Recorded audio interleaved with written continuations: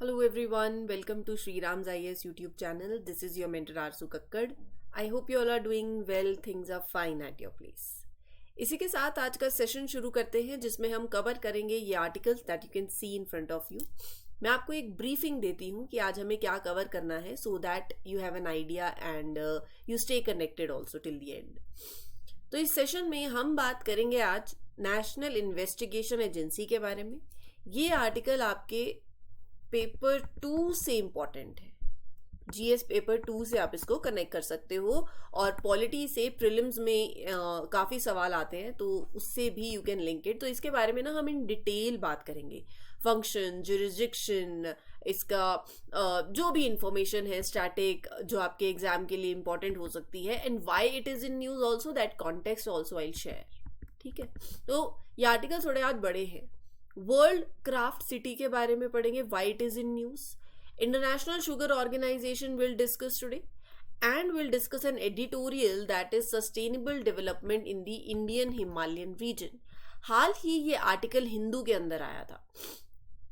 अब ये आर्टिकल क्या कहता है उसके कॉन्टेक्स्ट में हम यहाँ पर इंडियन हिमालयन रीजन के पॉइंट ऑफ व्यू से जो एनवायरमेंटल कंसर्न्स हैं, हाल ही कुछ रीसेंट सुप्रीम कोर्ट की जजमेंट्स हैं that support environment conservation efforts, वो कौन सी हैं आई लेट यू नो. आप उसको प्लीज लिख लीजिएगा. Right, do right it down ताकि आपके पास आपके शॉर्ट क्रिस्प नोट्स हो. मैं जैसे जैसे आपको समझाऊंगी, जैसे जैसे डिस्कस करूंगी, आप साथ साथ लिखते चलिएगा. तो जो भी ये सेशन देख रहे हैं शुरू करने से पहले have pen and paper along with you so that you write down all the important notes that you feel कि ये यहाँ पर I should write it down, तो do write it down. लेकिन लास्ट जो आर्टिकल है sustainable development in the Indian Himalayan region का, इसको तो डेफिनेटली फॉर श्योर आपको लिखना है. ठीक है, मैं आपको पॉइंट्स बताती जाऊंगी एंड यू मेंशन इट. आप सिर्फ पॉइंट्स लेते जाइएगा, बाकी जो डिटेल डिस्कशन है वो सिर्फ समझने की होती है.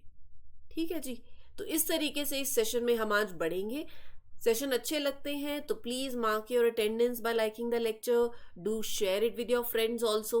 Late others know about it. Comment section में the way you are pouring love, you are showing your feedback with respect to this, you are liking these sessions, they are helping you out in your preparation, so it feels great to see that. ठीक है, and mark your attendance. जैसे मैंने बताया you can mark your attendance by liking this lecture. Channel को subscribe कर लीजिएगा ताकि जब भी कोई भी इंपॉर्टेंट सेशन जो भी सेशन अपलोड होते हैं वो नोटिफिकेशंस आप तक पहुंच जाती हैं फिर. ठीक है, इसी के साथ let's begin with the first article. National investigation agency के बारे में हम आज क्यों पढ़ रहे हैं, कॉन्टेक्स्ट क्या है. कॉन्टेक्स्ट ये है कि हाल ही नेशनल इन्वेस्टिगेशन एजेंसी ने 8 इंडिविजुअल्स को एक्यूज किया है कि वो इन्वॉल्व हैं एक ऐसे ग्रुप में that illegally transport, basically you can से ट्रैफिकिंग हो रही है रोहिंग्याज की एंड बांग्लादेशीज की in India using fake documents, forge documents. तो यहाँ पर NIA has accused 8 individuals. They charge शीटेड 8 people that are suspected to be a part of all this trafficking into India and using their fake documents. हमारे लिए important है national investigation agency के बारे में पढ़ना. ये एक law main, I would say India की मेन लॉ एनफोर्समेंट एजेंसी है. Central counter terrorism law enforcement agency operate करती है मिनिस्ट्री ऑफ होम अफेयर्स के अंदर. 2008 में ये बनी थी मुंबई टेरर अटैक के बाद, क्योंकि उसके बाद ये इट वॉज रिकॉग्नाइज कि अच्छा एक ज़रूरत है एक सेंट्रल बॉडी की जो टेररिज्म के लिए हो, दैट फाइट्स टेररिज्म. तो 2008 में officially it was establish under this national investigation agency act और इसका हेडक्वार्टर है न्यू दिल्ली के अंदर. बाकी इसकी 18 ब्रांच ऑफिसेज हैं अक्रॉस द कंट्री. ठीक है जी, तो NIA looks into and it takes legal actions against crimes that affect sovereignty and integrity of India, जो कंट्री की सिक्योरिटी को अफेक्ट करते हो, इम्पैक्ट करते हो. Friendly relations with the foreign countries, मतलब maintaining good relations with other nations as well, and the implementation of treaties and agreements of the United Nations and other international organisations. Right, so it prosecutes those offenses and then affects investigates that affect your sovereignty, security, friendly relations and those treaties and agreements. तो NIA कैसे कैसे crimes handle करता है? Related to explosive substances, atomic energy, nuclear weapons, unlawful activities, terrorist activities, hijacking. So these all are the serious crimes that can threaten the country's safety and stability. तो NIA investigates or regulates these offenses. ठीक है. NIA के पास ये authority है to investigate and regulate any crime that is listed in the schedule of the NIA Act.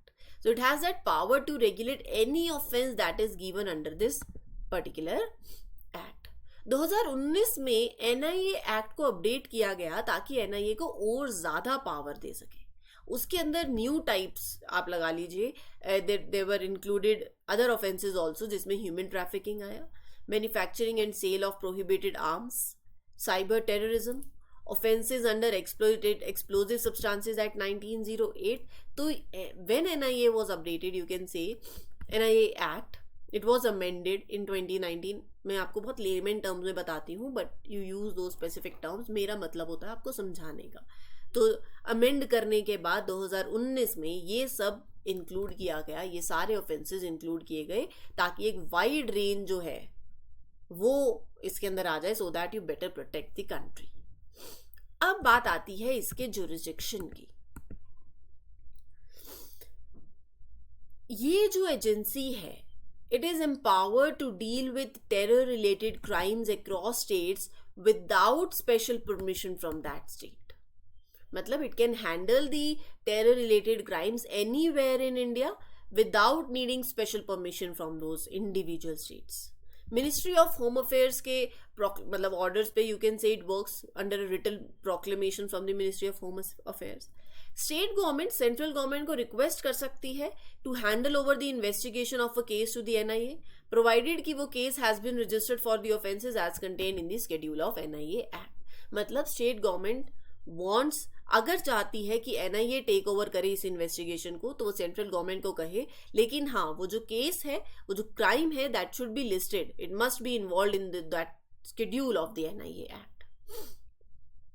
Central government direct कर सकती है NIA को, can ask NIA to take over the investigation of any of those schedule offence anywhere across the nation, but वो listed होने चाहिए उसके अंदर. So under the NIA Amendment Act 2019, जो ऑफिसर्स हैं NIA के, they have the power to investigate those offenses committed outside India also. So NIA officers investigate कर सकते हैं वो सारे शेड्यूल क्राइम्स भी अगर वो आउटसाइड इंडिया हुए हैं.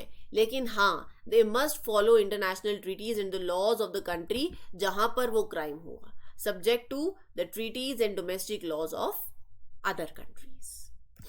ठीक है. तो NIA के क्या पावर्स हैं?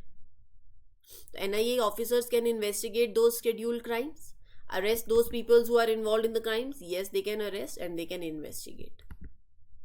NIA ऑफिसर्स की जो they have same powers, responsibilities, rights as a ordinary police officer have जब वो इन्वेस्टिगेशन कंडक्ट करते हैं. तो NIA is led by, जो एडमिनिस्ट्रेशन है, it lies with its director general, जिनकी सेम पावर होती है as director general of police. Crime investigate करते time, while investigating any offense under the act, NIA can request a state government to associate itself with the investigation. They can ask a state government to help with that investigation. NIA central government को कह सकती है for approval to transfer a case to a state government for investigation and trial. मतलब ये depend करता है ये decision on कि वो क्राइम कितना सीरियस है और उसके जितने भी इंपॉर्टेंट फैक्टर्स हैं.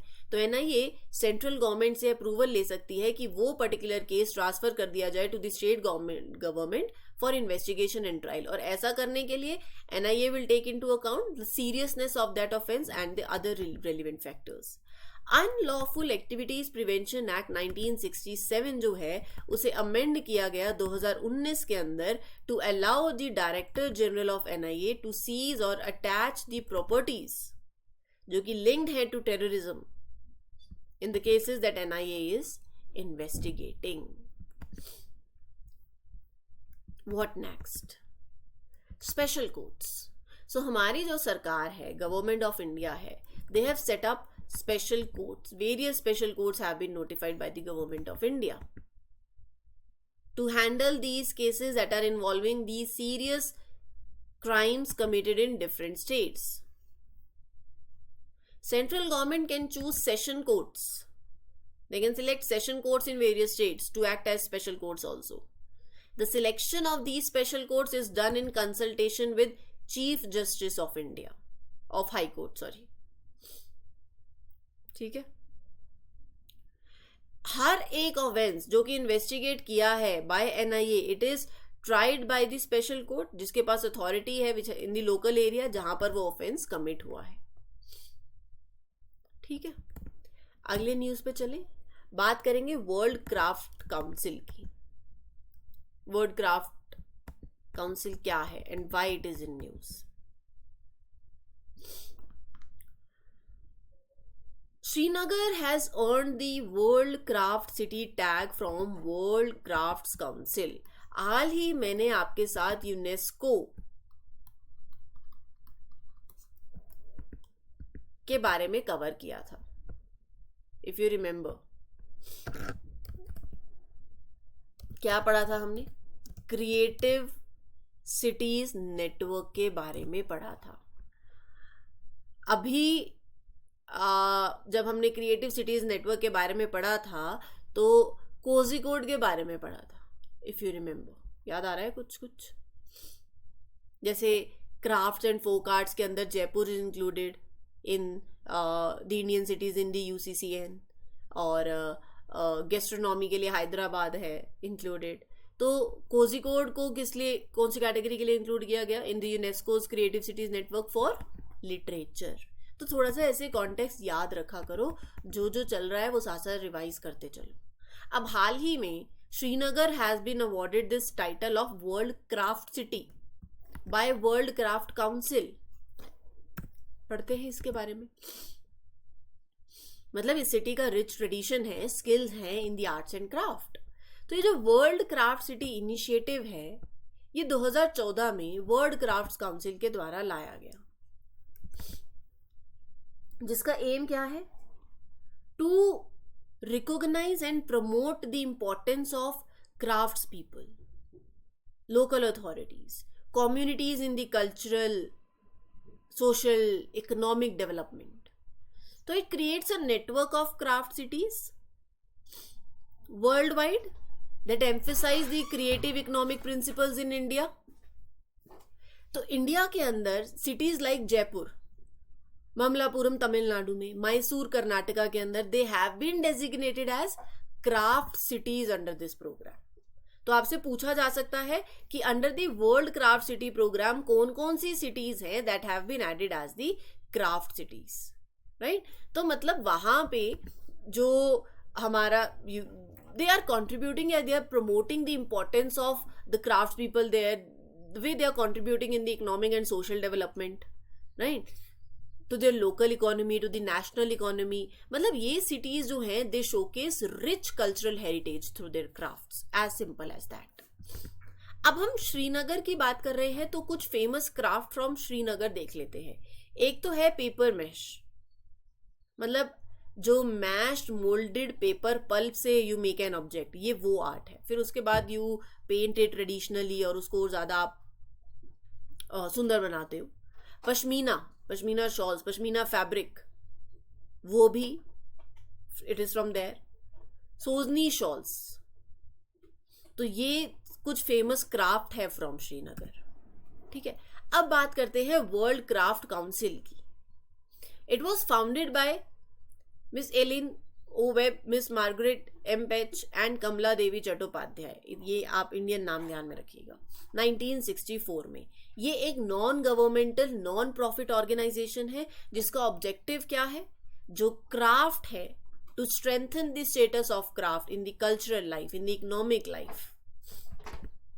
ठीक है जी. तो it aims to foster fellowship among the crafts people by providing them that support, that encouragement and advice if need be.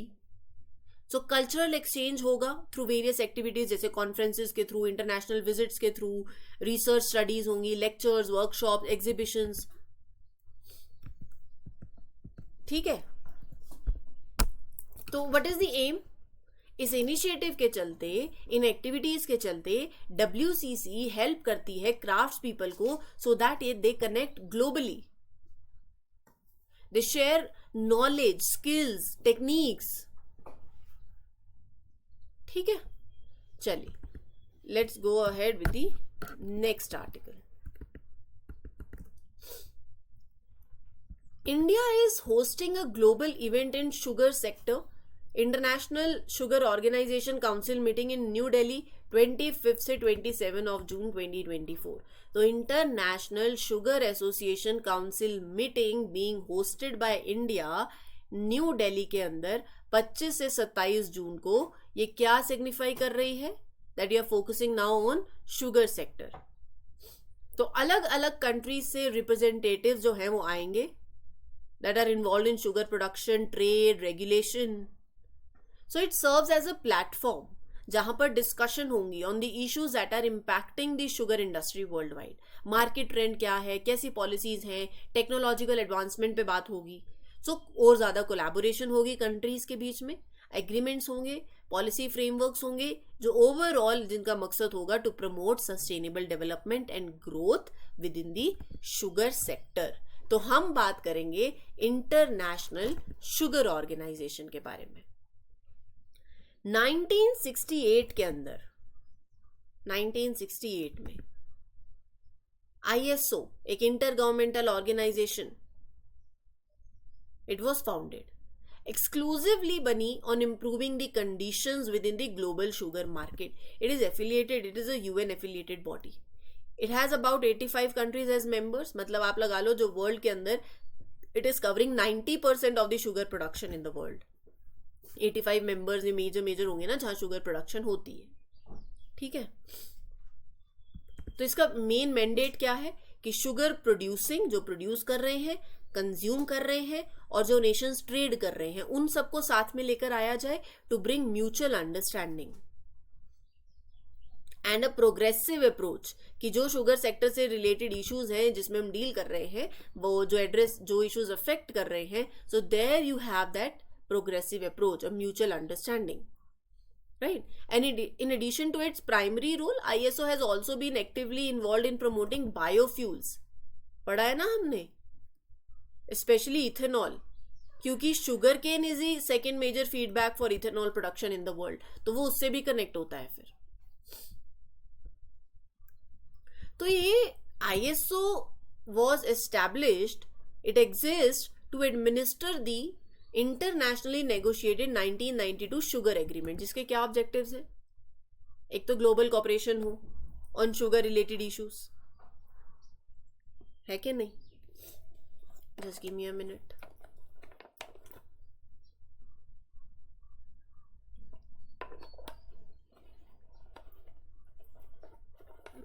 Sugar economy को वर्ल्ड वाइड इंप्रूव करना है, तो सरकारें जो हैं, it provides a platform for the governments to discuss, to improve through intergovernmental consultations.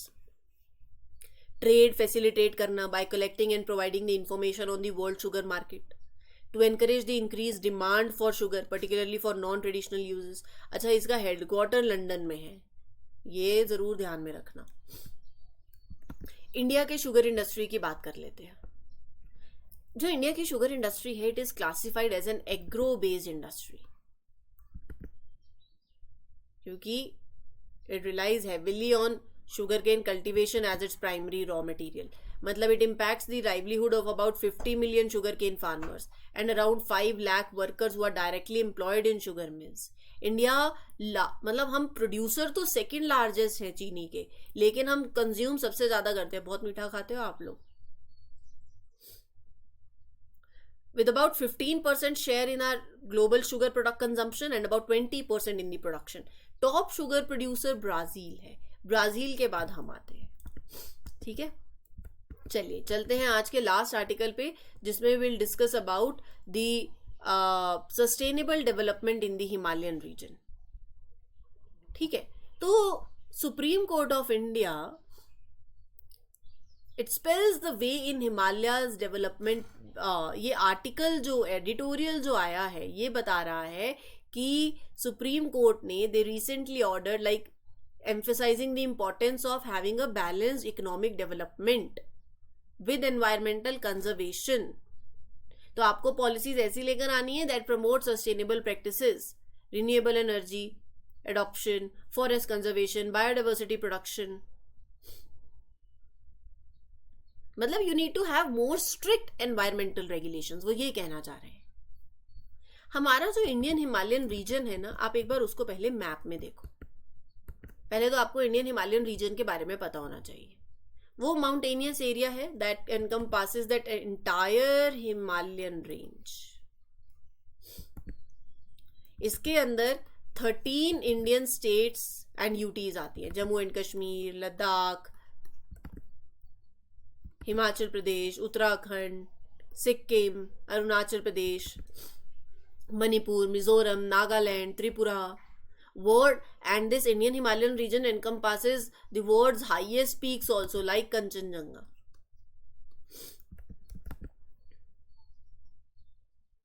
Major source of many rivers it is. Yamuna, Brahmaputra, Ganga. मतलब rich in flora fauna, biosphere reserve, national parks, wildlife sanctuaries it includes. Valley of Flowers National Park, Nanda Devi National Park यहाँ पड़ता है. और इसी एक strategic importance भी है due to its location along the Indian northern borders. China के साथ, इधर नेपाल के साथ, भूटान के साथ लगता है. ठीक है, अब बात करते हैं एनवायरमेंटल कंसर्न्स की in that particular region. What are the environmental concerns in the Indian Himalayan region? Climate change and glacial melting. Himalayan glaciers are melting rapidly global warming की वजह से. एक्सट्रीम वेदर चेंजेस जो हो रहे हैं they are disturbing the local climates, affecting the agriculture, livelihood. Kedarnath disaster जैसे examples you can mention जो 2013 में हुए. सॉयल इरोजन एंड लैंडस्लाइड्स हो रहे हैं बहुत यहाँ. डिफॉरेस्ट्रेशन कारण है. अनप्लान्ड कंस्ट्रक्शन हो रही हैं, ओवर ग्रेजिंग हो रही हैं जिससे सॉइल इरोजन होता है. सॉइल इरोजन होने की वजह से फिर इट इम्पैक्ट्स, लैंडस्लाइड होते हैं स्पेशली ड्यूरिंग मॉनसून्स जो प्रॉपर्टी डैमेज करते हैं, इंफ्रास्ट्रक्चर डैमेज होता है, endangered lives. Right now certain development projects are also there. जैसे हाइड्रो इलेक्ट्रिक प्रोजेक्ट है दैट वो construction there it disrupts the river ecosystem, you displace the communities, natural flow pattern को alter किया जाता है. लेकिन ये poorly planned projects if you ignore such environmental concerns तो ecological damage होता है, disaster risk और बढ़ता है. air pollution in the mountainous terrain वो it harms the human health. अब there are recent Supreme Court judgments that have played a very important role in supporting the environmental conservation efforts in Indian Himalayan region. You can write down these cases.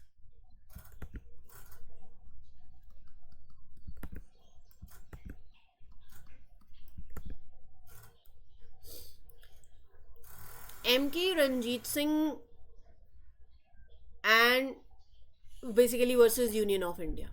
यहाँ पर supreme court ने recognise किया कि individual का right है to be protected from the adverse impact of climate change under article 14 and 21 of the constitution.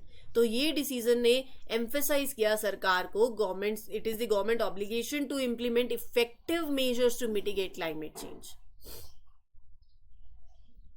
There was a in PIL public interest litigation titled Ashok Kumar Raghav versus Union of India. वहां पर supreme court address the carrying capacity of Himalayan states. मतलब इतनी development activities हो कि ensure करो कि वो reason के एनवायरमेंटल लिमिट को एक्सीड नहीं करे. तो what measures can be done to promote sustainable development in Indian Himalayan region? Infrastructure हो बट क्लाइमेट रेजिलियंट हो, that can withstand natural disasters, earthquakes, eco-friendly materials use करें. Develop plans that designate areas for conservation, agriculture, housing, industry. Rain water harvesting करी जा सकती है, plant more and more trees, forest and biodiversity conservation, right. Eco tourism बहुत important है, eco friendly tourism हो, promote the use of biodegradable materials, reduce plastic waste, क्योंकि eco tourism जो है वो प्रमोट करता है, basically provides you with economic benefits also to the local communities there, but you have that capacity assessment कि अच्छा कितने नंबर ऑफ टूरिस्ट की कैपेसिटी है, so that you regulate it and you minimise the environmental impact, right. Education and awareness, if the people of Himalayas were more aware of the geological vulnerability, ecological fragility of their mountain home, they will surely force more compliance of laws, कि और strict laws होने चाहिए, regulations होने चाहिए to protect it, तो वो education और awareness से आएगा। ठीक है जी, इस पर्टिकुलर सेशन के लिए इतना ही। I hope you understood everything. फिर मिलूंगी with other articles in other lecture. Till then take care, good luck, good wishes. This is your mentor Arzoo Kakkar signing off. Happy learning, all the best, thank you.